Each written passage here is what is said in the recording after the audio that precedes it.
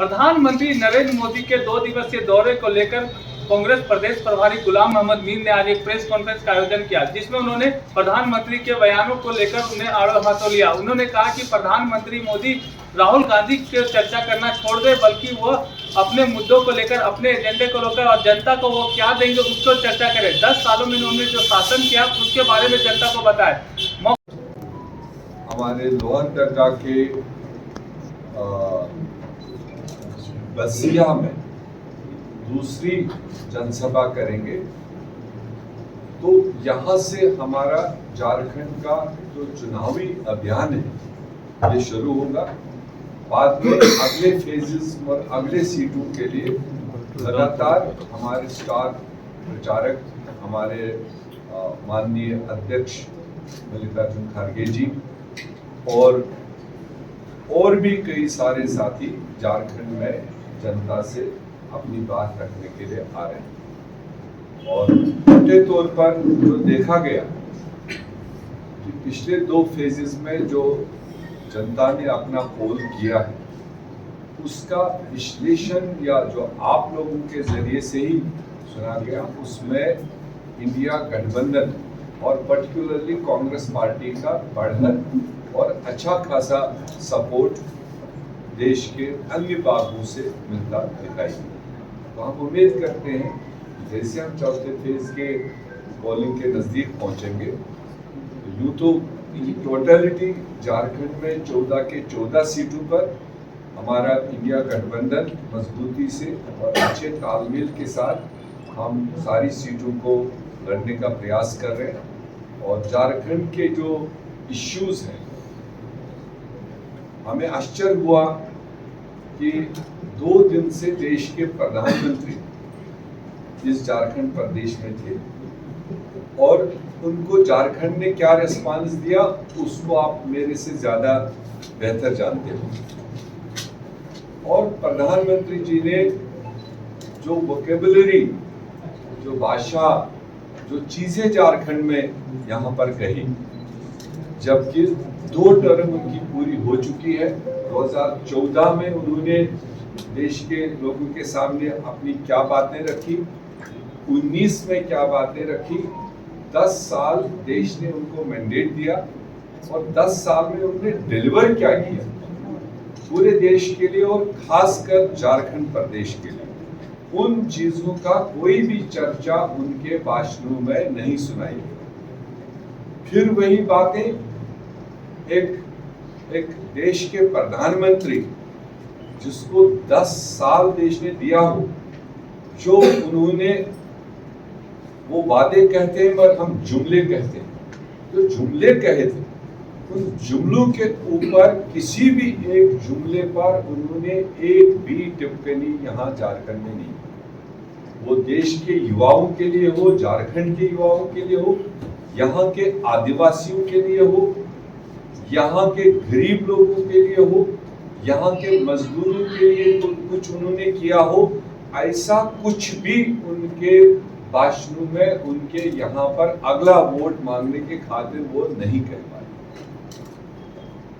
बल्कि इन्हीं 2-3 दिनों में उन्होंने हमारे नेता राहुल गांधी जी पर फिर तंज कसते हुए कांग्रेस के शहजादे, ये उनका पेट वर्ड चुनाव में रहता है वो जब जनता को एड्रेस करता है। और प्रधानमंत्री जी को मैं बताना चाहता हूं, जिस राहुल गांधी को आप शहजादे करके देश के सामने पेश करते हो, देश जानता है, देश की 140 करोड़ जनता जानती है कि राहुल गांधी जी शहजादा नहीं है बल्कि शहीद ज़ादा है। वो उस परिवार से आते हैं जिस परिवार ने फ्रीडम से पहले भी कुर्बानियां दी, आज़ादी हासिल करने से पहले भी उन्हें तपस्याएं की और आज़ादी के बाद भी देश को इकट्ठा और आगे बढ़ाने के लिए उन्होंने अपने जानों की कुर्बानी की। चाहे वो स्वर्गीय इंदिरा गांधी जी हो, चाहे वो स्वर्गीय हमारे young prime minister Rajiv Gandhi ji, उसी फैमिली से वो बिलोंग करते हैं, तो हमें फख्र है उनका शहीद ज़्यादा कहलाने पर। और ये मोदी साहब को भी पता होना चाहिए, क्योंकि वो इसलिए तंज करते हैं क्योंकि वो जिस जमात से आते हैं और जिन जमातों का उनको बैक है, आरएसएस कहिए, जनसंघ कहिए या भारतीय जनता पार्टी, उनकी आजादी के दरमियान, फ्रीडम मूवमेंट से पहले या उसके बाद में देश को बनाने के लिए उनके पास अपना कुछ है ही नहीं कहने के लिए। तो इसलिए हम ये मुनासिब नहीं समझते हैं उनके जबान से जिस तरह से वो तंज और क्रिटिसाइज करते हैं। रही बात इस झारखंड के सरजमीन पर आए, 2-3 चीजें उन्होंने जरूर टच की। वो अक्सर करप्शन की बात करते हैं और झारखंड से रिलेटेड उन्होंने कहीं ना कहीं कनेक्ट करने की कोशिश की। मैं प्रधानमंत्री जी को पूछना चाहता हूं, अब 10 साल से आप हुकूमत चला रहे हो, 10 साल से प्रदेशों में भी आप, जरा सा याद करिए प्रधानमंत्री जी, आप ही वो प्रधानमंत्री है जो आज शाम को किसी भी लीडर पर 70,000 करोड़ का इल्जाम लगाते हो और अगले 24 घंटे के अंदर उनको आप एक पार्टी से उठा के अपनी पार्टी में लेकर के उप मुख्यमंत्री बना लेते। वो आपके बगल में बैठे। आपका आसाम का चीफ मिनिस्टर जब वो आपसे बाहर था तो तब वो महा करप्ट था, वो आज आपके स्ट्रेटेजिस्ट है, वो आज आपके झोली में है। इसी तरह से बंगाल में देखिए, जो तब करप्ट थे जब वो आपसे बाहर थे और जब आपके पास आए तो वो गंगा जल से धो के साफ होके आपके शाना बशाना। जब आप महिलाओं की सुरक्षा की बात करते हो तो हमें पूरे देश को आश्चर्य होता है कि प्रधानमंत्री के क्या 2 जबान है, क्या उनके 2 समझ है कि एक वो जनता को समझाने की कोशिश करता है और एक समझ वो खुद समझता है। जब महिलाओं की सुरक्षा की बात आती है तो यही प्रधानमंत्री जी आपके कर्नाटका में ऐसे आदमी को टिकट देकर, जिसको पूरी भारतीय जनता पार्टी ने अपोज किया कि ये आदमी पर ये इल्जाम है, इसकी ये बैकग्राउंड है, इसका बैकलॉग है, सैकड़ों महिलाओं के साथ का मामला है और इसको टिकट ना दिया जाए, मगर आप प्रधानमंत्री, आप उसको टिकट देते हो और फिर उसको जाकर के स्टेज पर खड़ा होकर उसके लिए आप वोट भी मांगते हैं। क्या आपके दोहरे पॉलिसीज हैं? आप अपने वोट लेने के लिए उन चीजों को पर्दा करके ये मतलब वोट मांगते हो। दूसरी तरफ से ऐसे व्यक्तियों को, मैं आपके उन मंत्रियों की बात नहीं करना चाहता हूं जिनके लिए हमारे खिलाड़ी, महिला खिलाड़ी सड़कों पर पड़े रहे, लाठियां खाई, ड्रैग हुए, मगर आप टस से मस नहीं हुए। ये किन को आप समझाते थे? देश की जनता जानती है। अब की बार 224 में शायद उनकी ये दोहरी पॉलिसी देश लेने के लिए तैयार नहीं, और खासकर झारखंड नहीं लेने के लिए तैयार। आप झारखंड आए, आपने ब्यौरा देना चाहिए था कि मैंने क्या झारखंड के लिए।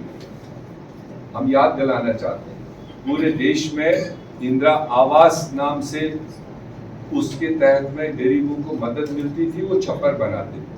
आपने इन 5 सालों में झारखंड को एक भी, जिसको आपने नाम रखा PMAY, एक भी केस की फंडिंग आपने नहीं की। मजबूर होकर हमारी स्टेट गवर्नमेंट ने एक अबू आवास नाम से स्कीम निकाली और जो आप पैसा देने वाले थे उससे दुगना अपने गरीबों को छप्पर मुहैया कराने के लिए काम किया। प्रधानमंत्री जी को शायद ये भी याद नहीं रहा, 2019 में जब प्रधानमंत्री के कैपेसिटी में वो आए। चुनाव से पहले पलामू में उन्होंने एक मंडल बांध का फाउंडेशन रखा और ये कहकर कि ये समय पर तैयार होगा, लोगों को इसका फायदा होगा। आज 5 साल के बाद में जब वो आते हैं, उस मंडल बांध की उन्होंने कोई जिक्र नहीं। क्या हुआ उस मंडल बांध का? इसी तरह से कई सारी चीजें हैं हमारे पास। अगर यहाँ के आदिवासियों की बात करें, ये आदिवासी बहुल क्षेत्र है। यहाँ पर जंगल जमीन की हकदारी जो आदिवासियों को मिलनी चाहिए और यहाँ आदिवासियों की अपनी पहचान चाहिए।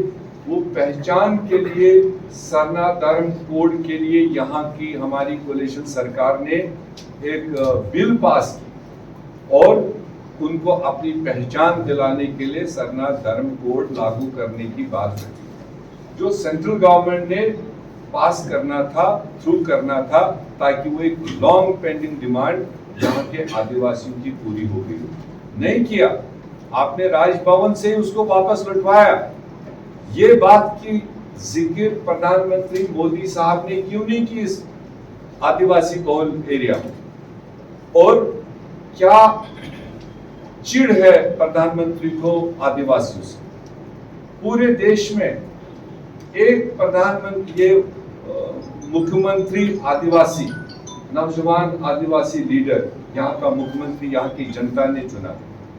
आपने उसको, बल्कि कोशिश लगातार आपकी रही 10 साल कि यहाँ पर स्टेबल सरकार ना हो और पर्टिकुलरली यहाँ पर जो आदिवासी लीडर है वो कोई पनपे ना, वो कोई बढ़े ना और कोई सरकार स्टेबल ना रहे। तो इसलिए यहाँ का आदिवासी ना बढ़े, यहाँ एक स्टेबल सरकार ना हो, यहाँ उथल पुथल हो, उसकी साजिशें करके आपने यहाँ की सरकार गिराने की पूरी कोशिश की और यहाँ के इलेक्टेड मुख्यमंत्री को आपने उठा के, नॉर्मली हम लोग देश में यही जानते थे, किसी के ऊपर कोई इल्जाम आए, किसी के ऊपर कोई शिकायत आए, हमारी कोर्ट कचहरियां हैं, डिपार्टमेंट है, इन्वेस्टिगेशन करते हैं, कोर्ट कचहरी उसको प्रूव करती है, सजा देती है। मगर आपने कोर्ट कचहरियों को भी किनारे रख दिया और एक इलेक्टेड मुख्यमंत्री को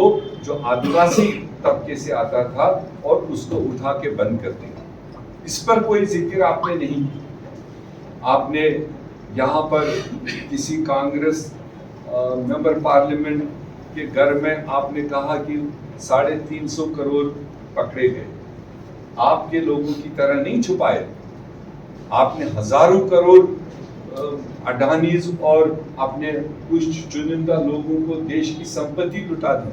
जितने भी आजादी के बाद से संपत्ति पैदा हुई, सड़क हो, जहाज हो, रेल हो, मतलब जितने भी एसेट्स है उसको आपने उठा के बेच दिया।